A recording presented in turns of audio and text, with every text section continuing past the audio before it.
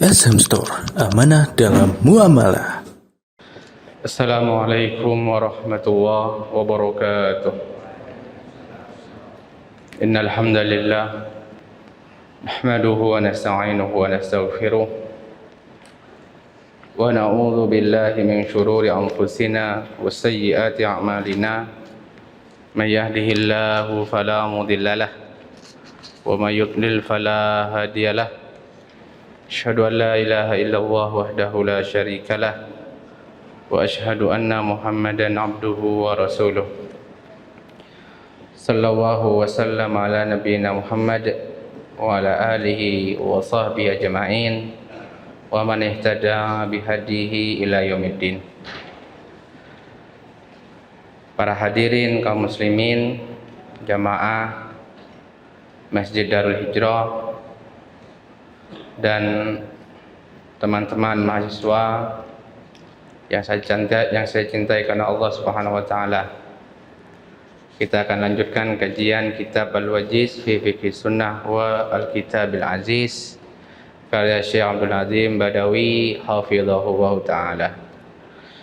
Qala al-musannif hafizahullah al-Imam Syekh Abdul Azim Badawi hafizahullah taala berkata, Ahkamul haidhi wan nifas. Hukum-hukum berkaitan dengan darah haid dan nifas. Ini merupakan bab terakhir dari pembahasan kitab At-Taharah. Sebelum kita masuk pembahasan baru tentang salat. Pembahasan tentang darah haid dan nifas memang berhubungan dengan muslimah, dengan kaum muslimah. Tetapi kadang-kadang seorang laki-laki juga ditanya oleh istrinya atau putrinya tentang darah haid atau nifas yang dialaminya. Maka nggak pantas ya seorang laki-laki wadahnya besar ditanya sama anaknya, dia jawabnya, itu urusan perempuan, nggak pantas. Lebih gagah lagi dia kalau bisa jawab apa yang ditanyakan oleh putri-putrinya.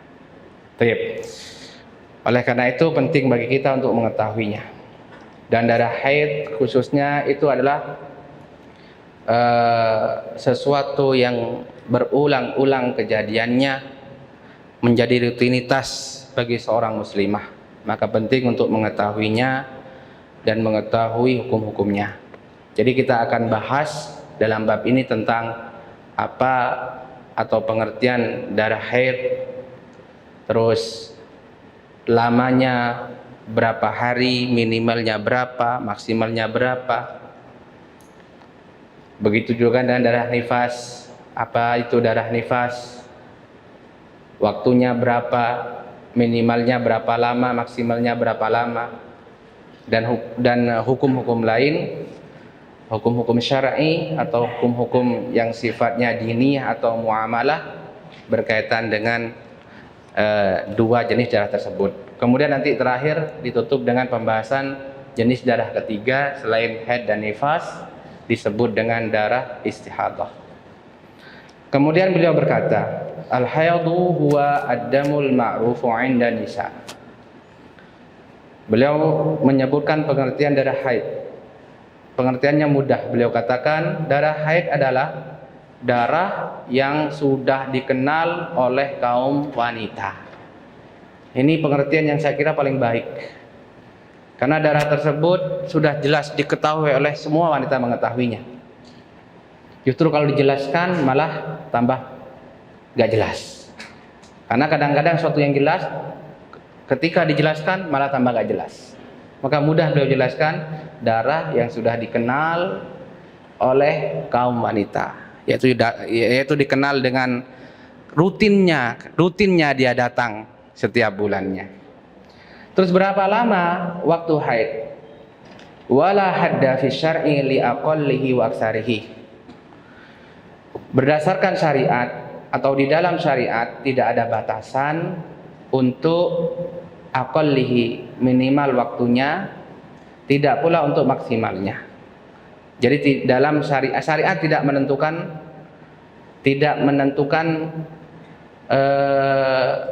jumlah hari tertentu untuk darah haid. Itu berapa lama wanita itu haid setiap bulannya? Tidak ada ketentuan dalam syariat. Wa inna ma yurja'u fihi lal 'adah. Kemudian bagaimana cara menentukannya? Beliau mengatakan, tetapi untuk penentuannya itu ditentukan oleh adah, kebiasaan. Oleh kebiasaan. Dan setiap wanita punya kebiasaan sendiri-sendiri. Ada yang kalau memang sudah punya kebiasaan yaitu 5 hari, ya udah itu waktu bagi dia 5 hari. Ada yang punya kebiasaan 9 hari, ya udah bagi dia itu 9 hari. Artinya apabila seorang punya kebiasaan contoh 5 hari setiap bulannya, 5 hari setiap bulannya, lalu dia mendapati di hari keempat kok sudah suci, seperti melihat cairan putih, itu sudah diketahui oleh perempuan. Jadi ada cairan putih atau kering sudah nggak keluar lagi, atau keluar cairan putih al-qas'ah bayda katanya, maka itu menunjukkan dia suci. Maka ketika itu dia harus segera mandi dan wajib sholat, dan kalau bulan Ramadan wajib berpuasa. Tetapi apabila terjadinya itu di hari yang misalkan di hari dia punya kebiasaan hari kelima, itu terjadi kan hari keempat, kemudian terjadinya di hari kelima sampai ke hari kelima, di ujung hari kemudian dia melihat tanda-tanda suci, maka tidak ada masalah. Bagaimana kalau lebih dari itu? Di hari ke-6 kemudian dia melihat dia di hari ke-6 kok masih keluar air, masih keluar darah gitu kan, masih keluar darah. Nanti insya Allah ada pembahasannya sendiri. Jadi kok di hari dia biasanya hari kelima, kok hari ke-6 masih keluar darah? Nanti insya Allah ada pembahasan sendiri dijelaskan oleh beliau di sini. Ini kaitan dengan waktu. Jadi tidak ada batasan untuk minimalnya, tidak pula ada batasan untuk maksimalnya. Meskipun umumnya itu adalah 6 atau 7 hari. Itu umumnya wanita itu haidnya 6 atau 7 hari. Tetapi apabila seorang sudah punya kebiasaan 9 hari, ya sudah 9 hari bagi dia. 9 hari bagi dia sudah. Nah, sudah ujian bagi dia dan bagi suaminya. Apalagi yang 14 hari. Kemudian yang kedua, wan nifas. Darah nifas. Apa itu darah nifas? Wadamul kharij bisababil wiladati. Yaitu darah yang keluar disebabkan karena melahirkan. Karena melahirkan. Jadi darah tersebut darah yang keluar sebab melahirkan. 6. Berapa waktunya? Wa aksaruhu arba'una yauman. Maksimalnya adalah 40 hari.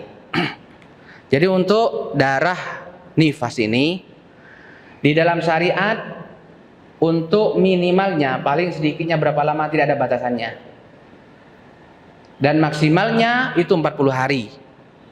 Untuk minimalnya tidak ada batasan, tapi untuk maksimalnya ada 40 hari. Artinya begini, jika ada seorang melahirkan, kemudian dia melihat darah nifas. Darah nifas, berarti dia sedang nifas. Kemudian kok setelah 5 hari dia melihat tanda-tanda suci. Ya seperti saya sebutkan ada 2 tanda suci itu. Yang pertama kering, memang sudah nggak keluar lagi kering. Yang kedua yaitu dia melihat cairan putih. Cairan putih, lendir putih gitu kan. Cairan atau lendir putih. Perempuan udah tahu. Nah, kalau dia melihatnya baru 5 hari kok dia melihat itu, maka sudah dia boleh bersuci. Karena memang untuk minimal tidak ada batasannya. Maka kalau sudah seperti itu dia harus mandi, kemudian sholat, wajib sholat bagi dia, dan kalau bertepatan dengan bulan Ramadan wajib berpuasa.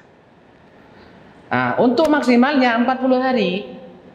Artinya kalau di hari ke-40 kok dia itu mendapati dirinya suci, maka nggak ada masalah karena masih 40 hari. Bagaimana dengan yang lebih dari itu kok masih melihat darah?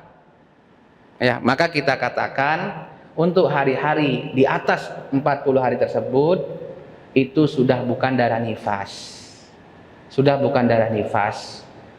maka wajib bagi dia mandi meskipun masih keluar darah, dan harus sholat, dan kalau bertepatan dengan Ramadan dia harus berpuasa. Jadi pada hari ke-40, ya pada hari ke-40 mau maghrib kok masih keluar darah, maka setelah maghrib dia harus mandi sudah meskipun keluar darah, karena sudah dianggap suci dan nifas. Karena darah yang keluar itu sudah bukan darah nifas, tapi darah yang lain yang disebut dengan darah istihadah, sehingga harus mandi sudah meskipun masih keluar darah. Mengerti ya sampai di sini untuk darah nifas? Kalau darah haid tadi nggak ada batasan. Tapi nanti dijelaskan secara terperinci. Bagaimana kalau orang misalkan ya Ustadz darahnya keluar terus nggak berhenti sepanjang bulan? Nanti dijelaskan di sini. Makanya saya lewati tadi. Adapun untuk darah nifas, untuk minimalnya tidak ada batasan, sehingga kalau seandainya sehari kemudian nggak keluar darah, maka nggak ada darah nifas, sudah suci dalam sehari. Nah, tapi untuk maksimalnya itu 40 hari, sehingga hukumnya apabila lebih dari 40 hari dia harus bersuci, dia harus mandi, ya, kemudian sholat dan berpuasa kalau itu bulan Ramadan meskipun masih keluar darah. Nah, kemudian berikutnya, bagaimana Ustadz dengan wanita yang keguguran? Dengan wanita yang keguguran, nah, kan juga melahirkan, ya kan? Pertama, dia lihat keluar darah apa tidak. Nah, ini penting, keluar darah apa tidak. Kalau tidak mengeluarkan darah, maka tidak ada hukum nifas bagi dia. Karena dikatakan nifas itu bila keluar darah, bila mengeluarkan darah setelah melahirkan, termasuk juga ketika keguguran. Kemudian apabila kalau tidak melihat darah berarti tidak ada nifas. Yang kedua, apabila melihat darah yang keluar dari dia, maka ada dua keadaan. Nah, ini catat. Ada orang keguguran kemudian melihat darah keluar. Apakah itu darah nifas? Dipastikan darah nifas? Belum tentu. Ada dua keadaan. Apa yang dilihat? Umur janin. Umur janin. Apabila janin tersebut sudah berusia lebih dari berapa? 4 bulan. Lebih dari 4 bulan. Maka darah yang keluar tersebut adalah darah nifas. Darah tersebut adalah darah nifas. Kenapa? Kenapa begitu? Ya, para ulama mengatakan karena janin di usia di atas 4 bulan sudah ditiupkan ruh, sudah bernafas, disebut jiwa. Oleh karena itu disebut darah nifas, dari kata nafas, karena keluarnya nafas, nifas. Makanya untuk janin yang gugur sebelum atau di usia 40 ke bawah, 4 bulan ke bawah, termasuk 4 bulan, karena ruh itu ditiupkan setelah 4 bulan. Ya, setelah 4 bulan. Adapun janin yang usia 4 bulan ke bawah, 4 bulan kurang, 3 bulan dan bawahnya. Apabila maka darah yang keluar tersebut tidak disebut darah nifas, tapi darah selain nifas, pokoknya darah biasa. Yaitu dia alasannya karena janin tersebut belum disebut dengan nafas, belum disebut dengan jiwa.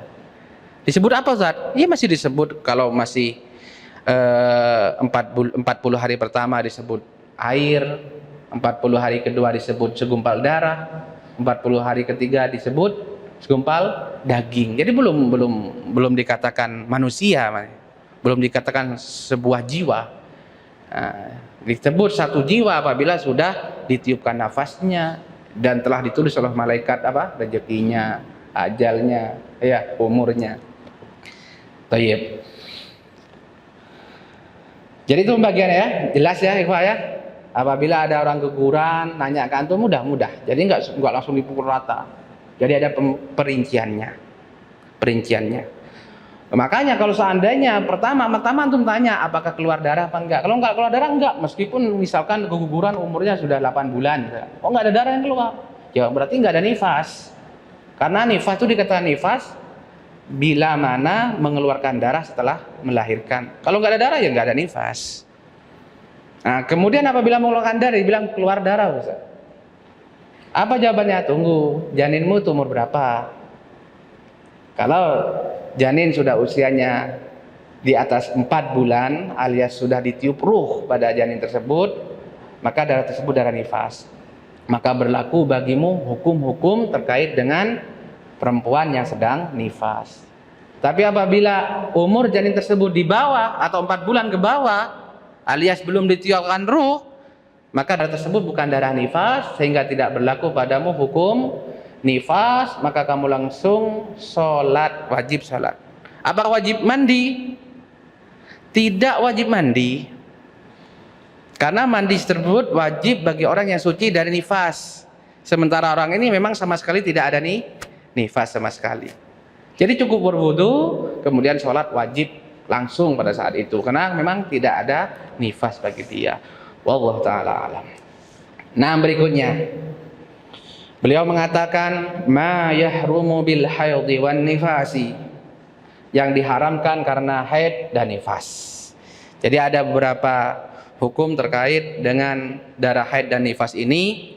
Di antaranya bahwa haid dan nifas ini menghalangi beberapa ibadah diniyah, beberapa umur diniyah, dan juga menghalangi beberapa hal berkaitan dengan muamalah.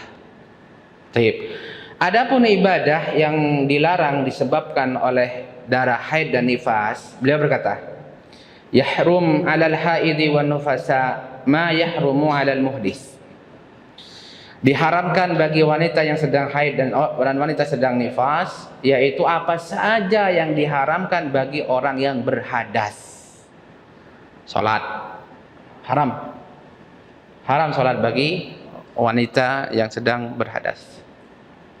Wanita yang haid, wanita yang nifas, termasuk tawaf sebagaimana disebutkan di bab wudu ya.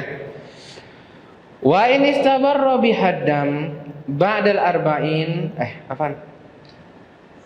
Kelewatan kita ya.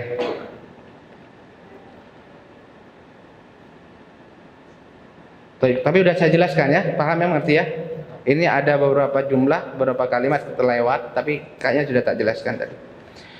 Kemudian berikutnya, beliau jelaskan wa tazid alaihi fi tahrim. Dan ditambahkan dari itu, yang pertama saum. Yani selain yang diharamkan karena hadas, maka juga haram bagi nifas dan haid ini, yaitu puasa. Baik puasa wajib, puasa Ramadan, puasa nazar, ya. Haram juga puasa sunnah. Tidak boleh wanita haid atau nifas berpuasa, dan hukumnya haram. Wa taqdihi idza tahurat, dan untuk puasa di bulan Ramadan maka dia wajib menggantinya, mengqadanya. Ya, jadi wanita tidak boleh berpuasa. Bukan cuma tidak sah puasanya, tapi juga berdosa kalau dia melakukannya dengan sengaja. Ada seorang perempuan tahu dia haid dan tahu hukum berpuasa bagi wanita yang haid, tapi dia tetap berpuasa, makanya haram, berdosa dia. Sudah puasanya tidak sah, ya, dia tetap harus qadha, ditambah juga dia justru berdosa. Maka biasanya orang tua itu, ibu biasanya itu karena melatih anaknya sementara dia sedang haid, maka dia juga ikut berpuasa. Ini keliru. Boleh dia itu mungkin dia sembunyi-sembunyi tidak menampakkan, tetapi tetap dia tidak boleh berpuasa. Dia harus membatalkannya. Apakah dengan sembunyi-sembunyi, minum, makan sembunyi-sembunyi, atau minimal dia azam, niat, tekad dalam hatinya, saya tidak berpuasa hari ini, meskipun nggak ikut makan. Seperti itu. Meskipun dia tidak ikut makan, tapi harus azam untuk hari itu tidak berpuasa karena dia sedang haid. Baik, kita lanjutkan. Dalilnya adalah an Mu'adata qalat, sa'altu Aisyah faqultu, aku bertanya kepada Aisyah Lalu aku berkata, ma balul haiti taqdi shauma wa la taqdi shalah. Kenapa? Ma balu itu limada? Kenapa wanita yang haid itu harus mengqadha puasanya dan tidak mengqadha untuk salatnya? Qalat, Aisyah menjawab, kana tusibuna dzalika ma'a Rasulillah. Masalah ini dahulu telah menimpa kami di zaman Rasulullah SAW masih hidup. Fa nu'mar bi qada'i shaum wa la nu'mar bi qada'i shalah. Lalu kami diperintahkan untuk mengqadha puasa dan tidak diperintahkan untuk mengqadha salat. Kami diperintah. Siapa kami di sini? Para sahabat. Saya ulangi lagi, kalau sahabat yang mengatakan yang memerintahkan siapa? Rasulullah SAW. Jadi kalau para sahabat bilang kami diperintah, maka yang merintah adalah Rasulullah. Tapi kalau Rasulullah yang bilang saya diperintah, umirtu an uqatilan nas, maka yang merintah adalah Allah. Ini kaidah dalam lafaz-lafaz yang seperti ini. 6. Pertanyaan dari Mu'adzah ya kepada Ummul Mukminin Aisyah. Kenapa wanita haid itu harus mengqadha puasa dan tidak harus mengqadha salat? Ini menunjukkan apa? Bahwasanya sudah umum di antara kalangan sahabat bahwa wanita yang haid tidak boleh puasa dan tidak boleh sholat. Makanya nanya langsung sudah. Kenapa kok boleh ini diqadha, ini tidak qadha? Menunjukkan mereka udah paham semua. Kalau haid itu, orang wanita haid tidak boleh puasa, tidak boleh sholat. Ini dalilnya. Dijawab apa? Karena ini perintah Rasulullah. Dan Allah Ta'ala berfirman, wa ma atakumur rasulu fakhudhu wa ma nahakum anhu fantahu. Apa saja yang Rasulullah bawa untuk kalian maka ambillah, dan apa saja yang Rasul larang kalian darinya maka jauhilah. Baik. Ini kaitan dengan urusan-urusan diniyah yang dilarang karena haid dan nifas. Berikutnya yang kedua, urusan muamalah. Apa yang dilarang? Al-wad'u fil farji, hubungan intim. Ini bahasa kita itu hubungan intim suami dan istri, itu tidak boleh. Liqaulihi ta'ala, dasarnya adalah firman Allah Subhanahu wa taala.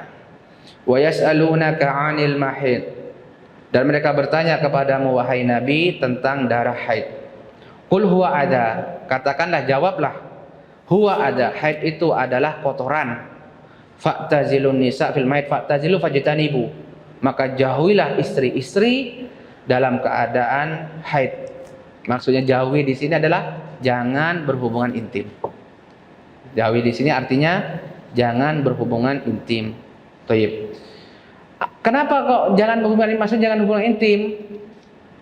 Karena maksudnya adalah berhubungan intim bukan jauhi sehingga tidak tidur dengannya, tidak makan bersama dengannya, atau dipisah rumahnya, bikin rumah khusus, kamar khusus, diisolasi, di karantina. Oh, trauma dengan karantina. Iya, ini Wildan yang rawat anak, mana Wildan? Sama ini. Iya, 7 hari di karantina. Tidak. Kenapa begitu? Karena ada dalil lain yang menjelaskan. Lihat hadis bawahnya atau halaman berikutnya, itu halaman berikutnya. Liqaulihi sallallahu alaihi wasallam, Rasulullah bersabda, isna'u kulla syai'in illa nikah. Perbuatlah dengan istri-istri kalian itu apa saja selain nikah. Yang dimaksud nikah di sini adalah hubungan intim. Hubungan intim. Dan yang lainnya boleh apa saja. Apa saja selain pada pusatnya itu. Kemudian juga para ulama menjelaskan termasuk yang dilarang, yang diharamkan adalah dari duburnya, dan ini haram mutlak sepanjang zaman sampai hari kiamat. Haram mutlak, haram mutlak. Bahkan Rasulullah SAW bersabda, diantaranya mal'unun man atam ra'atan fi duburiha, terlaknat orang yang mendatangi istrinya dari duburnya. Waliyadzubillah. Nasallallahu salam wal afiyah. Ini haram mutlak dalam keadaan apapun, ya, haid ataupun tidak haid, sampai hari kiamat. Ya, sampai hari kiamat. Dan banyak dalil lain yang menunjukkan keharaman tersebut. Baik. Kemudian dari hadis tadi, dari ayat tadi, ya, ada pertanyaan, apabila seorang istri suci, ya, dia melihat selesai dari haid atau selesai dari nifas, apakah boleh langsung berhubungan dengan istri sebelum mandi? Sebelum mandi. Karena Allah Ta'ala bilang di sini, wala taqrabuhunna hatta yadhurna. Jangan kalian mendekati mereka sampai mereka suci. Dohirnya, kalau sampai di sini saja, seolah-olah mengatakan kalau sudah suci maka boleh. Jawabannya tidak boleh. Harus mandi dulu baru boleh. Mana dalilnya Ustaz? Ayat berikutnya. Pas lanjutan ayat tersebut. Allah mengatakan, fa idza tatahharna fa'tuhunna min haitsu amarakumullah. Apabila mereka telah bersuci, maksudnya mandi, tulis itu mandi, para ulama menjelaskan itu mandi. Apabila mereka sudah bersuci yaitu mandi, maka datangilah mereka dari arah mana saja yang Allah bolehkan untuk kalian. Jadi di sini Allah Ta'ala memisah, jelas memisah di sini, menunjukkan ada perbedaan. Pertama Allah mengatakan jangan dekati mereka sampai mereka suci. Lalu Allah Ta'ala mengatakan, lalu apabila dia sudah bersuci yaitu mandi, ini menunjukkan memang mandi harus, ya, harus sebelum boleh berhubungan. Lalu pembahasan berikutnya, hukmu man ata haidon. Setelah kita tahu larangan berhubungan intim antara suami dengan istri, lalu apa hukum bagi orang yang mendatangi istrinya, yang mendatangi istrinya? Khilaf gitu. Khilaf berat. Beliau langsung menukil perkataan Imam Nawawi di sini. Qala al-Imam Nawawi rahimahullahu taala fi syarh Muslim, walau i'taqada muslimun hilla jima'il haidi fi farjiha sara kafiran murtaddan. Apabila seorang muslim meyakini halalnya berhubungan intim dengan istri yang sedang haid, halal berhubungan intim dengan istri yang sedang haid pada kemaluannya. Beliau tegaskan di sini, penegasan, ya, sebab kadang-kadang yang namanya berhubungan itu kan difahami secara keseluruhan, karena memang larangannya itu pada fil farji. Adapun yang lainnya boleh asal kuat. Soro kafiran murtaddan, maka apabila dia meyakini kehalalannya, ya, maka dia kafir murtad. Kafir murtad. Kenapa sampai kafir murtad, Ustaz? Kita katakan alasannya adalah karena dia meyakini halalnya perbuatan tersebut. Karena dia menghalalkan apa yang sudah haram jelas dalam Al-Quran dan As-Sunnah. Dalam Al-Quran tadi Allah Ta'ala menjelaskan jelas sekali. Allah Ta'ala mengatakan, wala fa'tazilun nisa fil mahid. Jauhilah istri-istri kalian dalam keadaan haid. Wala taqrabuhunna hatta yathurna. Jangan dekati mereka sampai mereka benar-benar suci. Jelas kan? Oleh karena ini jelas haramnya mendatangi istri dalam keadaan haid. Oleh karena itu barang siapa yang meyakini halalnya dan dia tahu ayat ini, dia tahu hukum ini, maka seolah-olah dia menentang ayat ini. Jadi bukan karena dia jadi berhubungan intim tadi, tapi karena dia mengingkari ayat yang jelas ini tentang haramnya haid, tentang haramnya berhubungan dengan wanita yang sedang haid. Jadi sama dengan orang yang meyakini halalnya minum khamr, meyakini halalnya berzina meskipun dia tidak zina, maka dia murtad kafir. Kenapa? Ya karena dia menentang haramnya sesuatu yang jelas dengan Al-Quran dan As-Sunnah. Maka seolah-olah dia telah menentang Al-Quran gitu. Seperti orang yang meyakini bahwasanya sholat tidak wajib, seperti itulah kurang lebih. Sholat 5 waktu tidak wajib. Murtad meskipun dia sholat 5 waktu. Kenapa alasannya? Ya itu dia, karena dia mengingkari ayat Al-Quran yang sudah jelas, karena dia telah menentang hukum yang dibawa oleh Al-Quran yang jelas, yang tidak ada yang menentangnya. Ya. Tapi alhamdulillah, anak kira nggak ada seorang muslim itu meyakini hal tersebut. Anak kira orang muslim, orang mukmin dari yang sampai siapapun dia, anak kira tahu dan tidak dan yakin bahwasannya menghubungi atau bergaul dengan istri yang dalam keadaan haid itu adalah haram, keyakinan. Meskipun kadang-kadang dia melampaui batas, ya, khilaf kadang-kadang seperti itu. Tapi tetap saya yakin tidak ada yang meyakini perbuatan tersebut halal. Sebetulnya halal. Banyak kan orang muslim yang berzina banyak. Tapi saya kira tidak ada dia yang di antara mereka yang meyakini zina yang mereka lakukan tuh halal, tidak mungkin. Bahkan banyak pelacur, maaf ya, pelacur-pelacurnya kerjaannya emang kayak begitu itu. Ya. Dia menjual, dia rutinitasnya ya, sudah jadi pekerjaan dia. Jadi pekerjaannya. Tapi tidak ada di antara mereka yang mengatakan ini yang saya lakukan halal, tidak ada. Kalau dia muslim, tapi tetap dia meyakini haramnya, maka perbuatan tersebut tidak membuat dia murtad. Karena termasuk hal-hal yang diketahui secara darurat oleh setiap muslim. Baik, ini keadaan pertama. Keadaan kedua, wa in kana nasiyan. Apabila suami tersebut lupa, Allahu Akbar. Au jahilan biwujudil haid. Atau tidak tahu keberadaan haid. Au jahilan bitahrimihi au mukrohan, atau tidak tahu haramnya perbuatan tersebut. Au mukrohan, atau terpaksa. Masya Allah. Terpaksa. Seandainya ada ya, benar-benar ya terpaksa. Nah, fala ismalai, maka tidak berdosa. Namanya terpaksa. Wala kafarah, dan tidak ada kafarah bagi dia. Ya, pertama lupa, ya. Au jahilan biwujudil haid, atau tidak tahu keberadaan haid. Misal ya dia tidur ya kan, terus bangun pagi langsung serang, ya. Tahu atau setelah itu baru ketahuan ternyata istrinya haid. Maka kan dia melakukannya tanpa sepengetahuan dia tidak tahu. Saya katakan dulu pernah ada seorang Ansor mukminah mau bertanya tentang masalah urusan kewanitaan. Dia mengatakan innallaha la yastahyi minal haqqi syai'a. Sesungguhnya Allah tidak malu dari kebenaran sedikit pun. Maka sahabatnya langsung bertanya. Maka di sini juga terpaksa juga saya katakan innallaha la yastahyi minal haqqi syai'an, untuk menyampaikan meskipun masalah seperti ini. Ofisial ya, enggak apa. Harus tahu lah, enggak apa harus tahu. Meskipun antum belum tahu.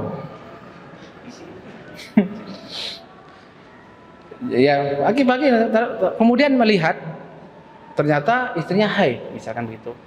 Maka berhenti ya, kawan, gitu kan. Stop. Stop. Nah, kalau antum stop, makfu antum enggak. Termasuk jenis kedua, tidak ada dosa dan tidak ada kafarah. Tapi kalau lanjutkan beda lagi, masuk ke yang ketiga. Wa in waqi'aha amidan aliman bil haidi wat tahrim. Apabila dia melakukan itu dalam keadaan dia sadar, tahu hukum haid dan tahu bahwasanya istrinya sedang haid, tahu bahwasanya perbuatan tersebut haram, mukhtaron, tidak terpaksa, faqadir takaba maksiatan kabirah, maka dia telah melakukan suatu dosa yang besar. Ya, jadi seperti orang tadi, ya kan, awalnya memang fala kadzalik, ya kan, karena tidak tahu. Tapi kalau sudah tahu dilanjutkan, maka masuk yang ini, maka telah melakukan dosa yang besar. Taib. Apakah ada kafarah? Pertama adalah dosa besar, wajib bertobat. Wajib bertobat, berhenti. Kemudian apakah ada kafarah? Para ulama berbeda pendapat. Namun yang rajih dan anak condong mengikutinya seperti yang dikatakan oleh Syekh di sini. Saya lanjutkan, qultu wal qaulur rajih wujubul kafarah.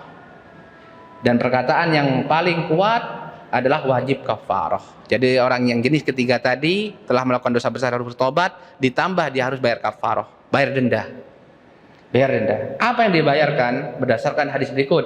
Hadis Ibnu Abbas, dari hadis Ibnu Abbas dari Nabi sallallahu alaihi wasallam, fil ladzi ya'ti imra'atahu wa haid, pada orang yang mendatangi istrinya, berhubungan intim dengan istrinya dalam keadaan wanita tersebut haid. Qol, beliau bersabda, ya tasaddaqu bidinarin aw nisfi dinar. Dia harus bersedekah dengan 1 dinar atau dengan setengah dinar. Nah, ini kafarahnya. Ini kafarah. Jadi bayar 1 dinar atau dengan setengah dinar. Kapan bayar 1 dinar, kapan setengah dinar, dijelaskan oleh hadis berikutnya. Lihat hadis berikutnya. Langsung saja memang riwayatnya mauquf sampai Ibnu Abbas. Kata Ibnu Abbas, in asabaha fi faurid dam tasaddaqa bi dinar. Apabila dia melakukan itu pada awal-awal keluarnya darah, jadi pada awal istrinya haid, hari pertama atau hari kedua, atau mungkin hitungannya awal-awal lah ya kan. Jadi kalau 6 hari dibagi 3, pertama dan kedua itu dihitung awal-awal, ya kan. 3 dan 4 dihitung pertengahan, 5 dan 6 dihitung akhir. Beliau mengatakan apabila dia melakukan itu di awal-awal keluarnya darah, maka dia harus bayar 1 dinar. 1 dinar. Dan wa in kana fi akhirih fa nisfu dinar. Apabila di akhir-akhirnya, maka dia bayar setengah dinar. Bayar setengah dinar. Tapi paling penting, berapa sih 1 dinar, Ustaz? Ya kan? Berapa 1 dinar? Biar kita hati-hati, nggak gampang-gampang. Nah, 1 dinar itu koin dinar ya kan? Itu sama dengan 4,25 gram emas 22 karat. Banyak. 4,25 gram, 4 seperempat berarti ya. 4 seperempat gram emas 22 karat. Anak tanya kemarin kan, saya memang nggak punya emas, nggak pernah beli emas kan. Apalagi di sini yang ada emas Wildan. Ternyata kurang lebih ya, emas 22 karat itu kurang lebih sama dengan 1 gramnya itu harganya sama dengan 900.000 lah. 900.000. Hitung ini ya kan. Yang 4 gram saja sudah 3.600.000. Yang seperempat berarti 900, seperempat 900 berapa? 200, anggap 200 ya. 200 ya? 200 sekian. Berarti 3 juta berapa? 800. Nah, mending ditahan. Ya. Bagi istri-istri ya kan, tolong diingatkan ini. Kalau sekiranya suaminya itu kayaknya mau khilaf, ingatkan dengan ini. 1 dinar gitu kan. 1 dinar. Ingat. Makanya ini juga kafarah seperti ini juga bermanfaat ya, biar nggak digampangkan. Apalagi umat itu semakin jauh daripada kenabian itu semakin gampang ya kan, semakin menggampangkan maksudnya, tidak seperti dahulu ketika sudah tahu yang perintah Rasul kabir di kepala mereka, adim. Ini larangan Rasulullah udah adim, sudah sesuatu yang besar. Sekarang cuma nggak ada dendanya, cuma taubat gitu kan, ringan bagi orang-orang sekarang. Makanya diberlakukan kafarah maslahat lebih besar. Jangan ingat taubat, harus bertobat, sama harus bayar 1 dinar, wah jauh lebih berat.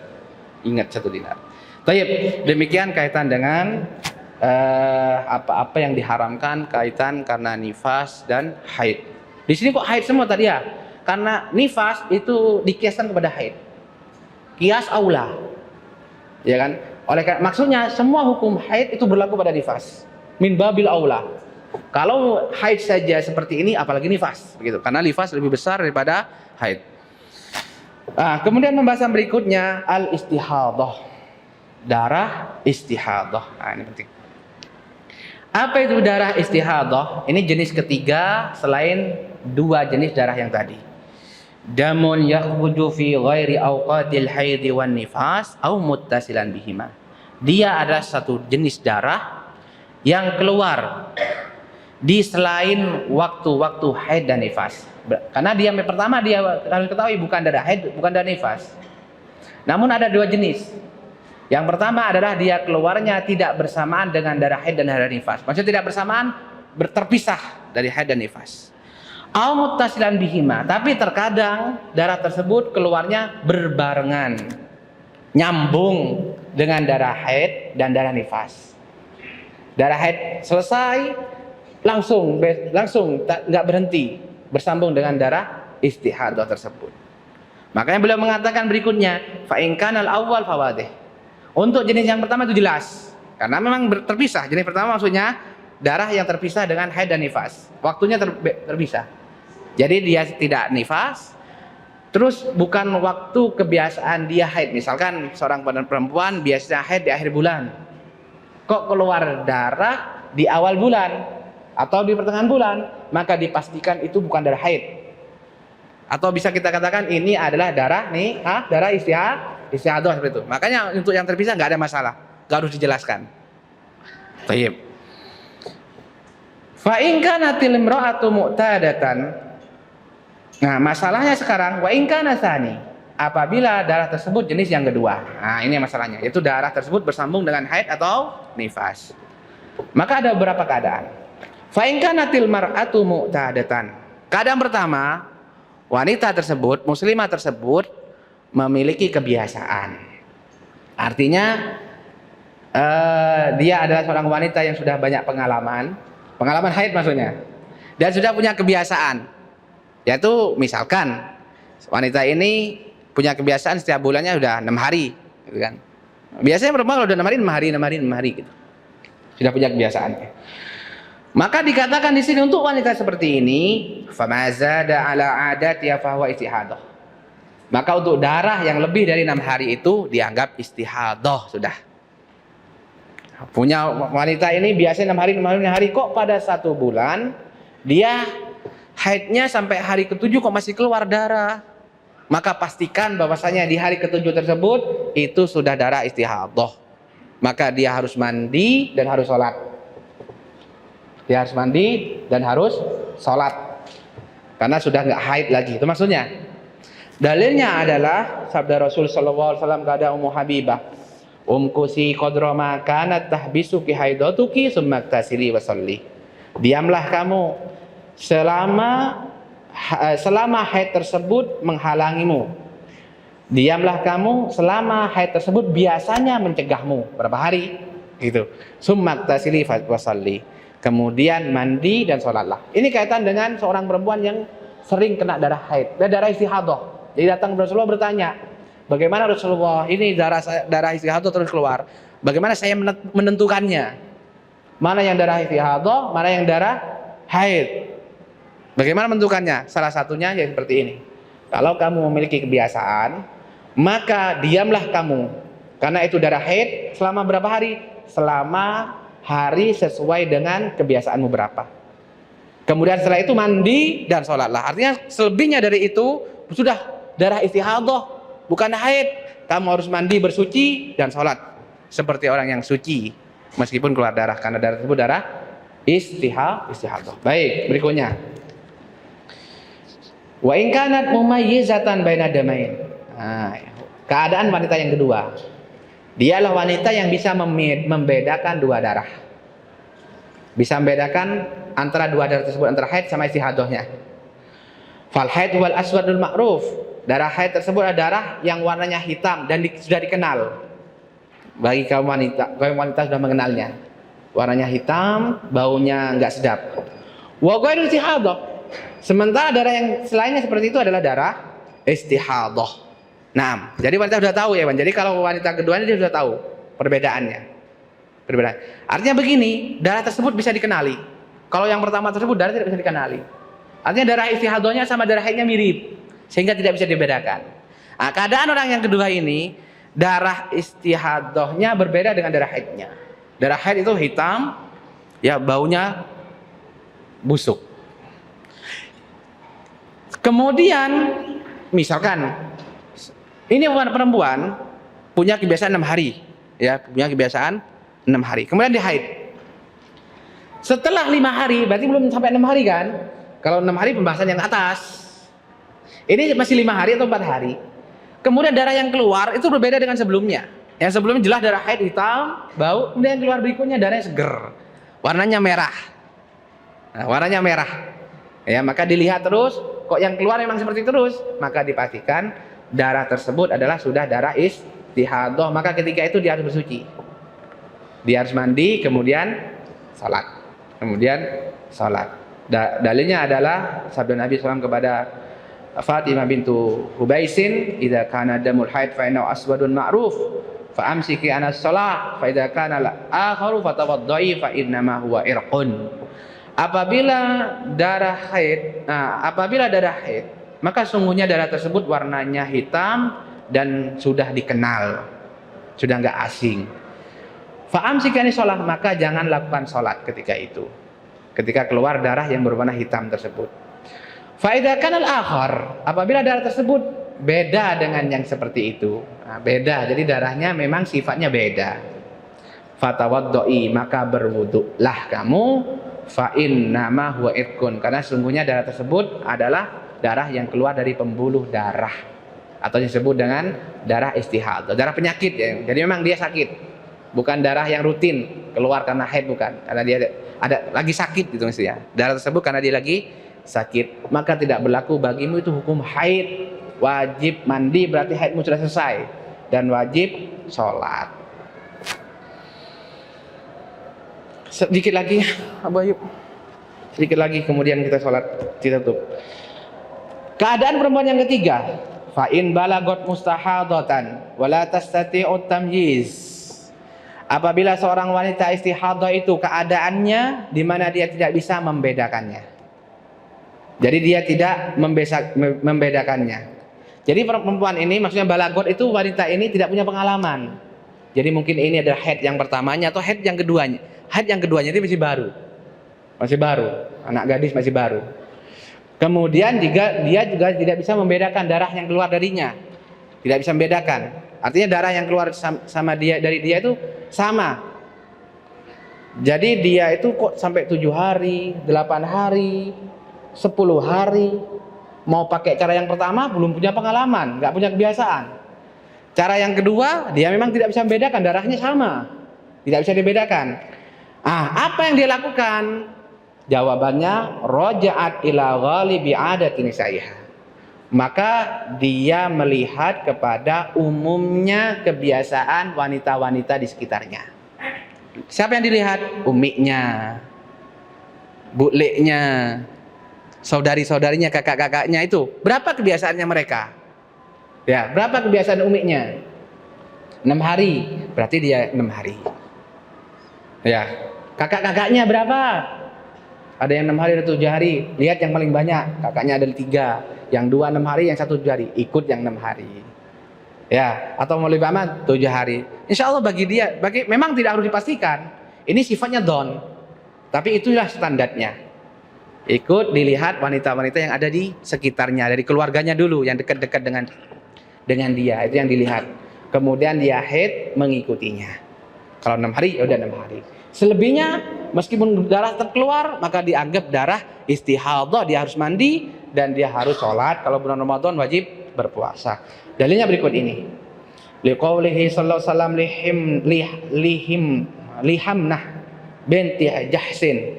Rasulullah bersabda, "Innama hadhihi raqdatun min raqadati syaitan." Sesungguhnya ini adalah dorongan, perbuatan dari perbuatan syaitan. Fatahayya di situ ta'ayyam aw sab'atan fi ilmillah. Maka haidlah kamu, lakukanlah haid, maksudnya jalankanlah waktu haidmu selama 6 hari atau 7 hari sesuai dengan kebiasaanmu.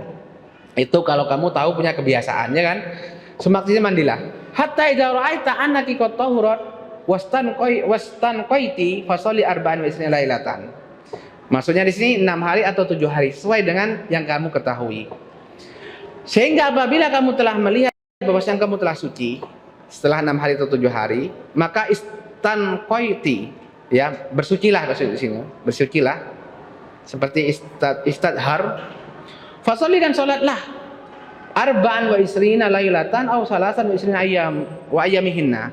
Salatlah selama 24 hari atau 23 hari, siang malamnya. Wasumi, dan puasalah kalau itu kamu mau berpuasa. Fa inna dzalika jaziki, maka itu sudah cukup bagimu. Wa kadzalika begitulah fa'ali fi kulli sahrin kama tahidun nisa. Maka perbuatanlah setiap bulannya sebagaimana wanita-wanita di sekitarmu tuh haid. Seperti apa sih wanita-wanita seperti haid? Itu apabila sifatnya terus menerus. Wa kama yadhurna limiqati haidihinna wa tuhrihinna. Sebagaimana mereka juga suci sesuai dengan waktu haid mereka dan sucinya mereka. Jadi seperti itu. Jadi ini kaitan dengan seorang wanita, saudaraku. Jadi wanita ini dia tidak pernah berhenti darahnya, terus mengeluarkan darah, ya, terus mengeluarkan darah, dan dia tidak bisa membedakan darahnya. Maka apa yang dia lakukan? dia melihat wanita di sekitarnya 6 hari, maka 6 hari dia haid. Setelah 6 hari haid, maka yang berikutnya itu dia bersuci, sholat, puasa. Bagi dia hukum orang yang tidak haid sama persis. Hukumnya sama seperti orang tidak haid. Ya puasa, ya sholat. Selama berapa hari? Selama 26 hari atau 27 hari. Kemudian setelah itu haid lagi. Ya kan sebulan itu kan 30 hari, ya kan? Kurang lebih 30 hari. Maka kalau dia ambil haidnya 6 hari, maka untuk waktu sholatnya 24 hari. Itu maksudnya di sini. Kalau antum ngambilnya, wanita ini 7 hari, maka waktu puasa dan sholatnya bagi dia berapa hari? 23 hari. Maka setelah 24 atau 23 hari ini, dia anggap haid lagi. Namanya takdir, diperkirakan. Maka kalau dia perkirakan lagi, lalu dia haid lagi, berhenti lagi. Ini bagi wanita tadi, wanita yang tidak punya kebiasaan pasti. Yang kedua, tidak membiasakan darah, bisa membedakan darahnya, dan darahnya tidak berhenti, terus sakit-sakitan gitu. Nah, kemudian berikutnya penting terakhir, langsung saya simpulkan, adapun darah istihadah ini maka tidak berlaku bagi dia hukum-hukum berkaitan dengan darah haid dan darah nifas. Maka harus wajib sholat, wajib berpuasa kalau datang bulan Ramadan, dan halal bagi suaminya. Halal bagi suaminya. Hanya saja untuk sholat diwajibkan bagi dia berwudu untuk setiap kali sholat. Berwudu untuk setiap kali sholat. Thayyib. Karena ini darah penyakit dan hukumnya dia itu seperti seorang laki-laki, bukan, seperti ini penyakit yang terus keluar air seni. Apa? Penyakit apa? Terus keluar air seni. Anyang-anyangan, ya kan?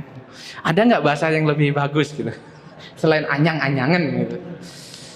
Beser, dapat, sering dengar beser, seperti beser. Ini hukumnya sama. Jadi orang yang beser, wanita yang keluar darah istihadah terus mengalir darahnya, bagi dia cukup ketika mau sholat berwudu, kemudian ditaruh kain atau apa agar tidak netes ke bawah karena kaitan dengan sucinya tempat, kemudian sholat. Dan gak usah menghiraukan meskipun dia merasa ada yang keluar di tengah sholatnya. Itu semua ma'fu bagi dia. Jadi ini harus dipastikan. Jadi untuk orang beser, yang penting pasti beser yang parah, ya kan? Beser yang parah itu benar-benar gak bisa ditahan sudah.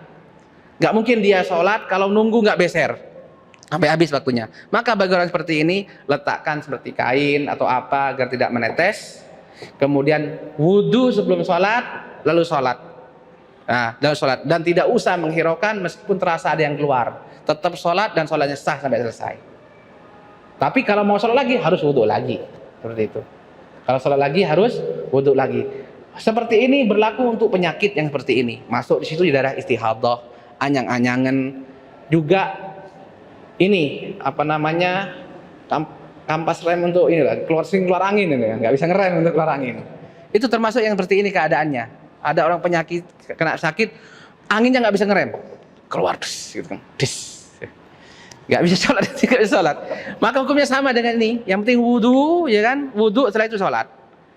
Adapun misalkan keluar angin karena gara penyakit di tengah sholat, untuk orang ini maka sholatnya tetap sah. Itu tidak membatalkan sholat. Ma'fu anhu insyaallah taala. Demikian, semoga bermanfaat. Subhanaka wa bihamdika la ilaha illa anta astaghfiruka wa atubu ilaik. Assalamualaikum warahmatullahi wabarakatuh.